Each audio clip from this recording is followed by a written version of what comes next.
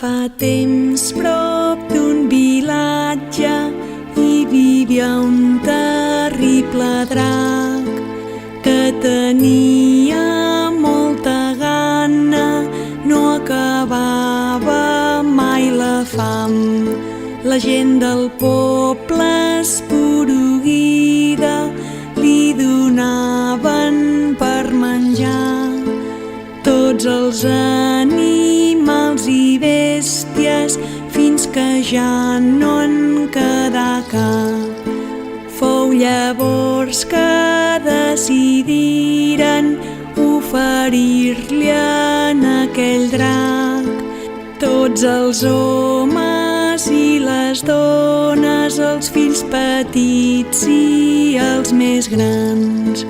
Quina sort, quina desgràcia, la princesa va tocar. Tot plorant va ser lliurada a les urpes d'aquell drac.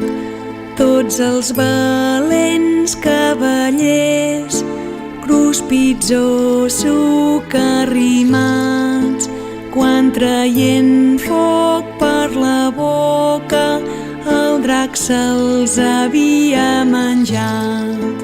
I Sant Jordi el cavaller damunt del seu cavall blanc, i Sant Jordi el cavaller mata aquell ferotge drac.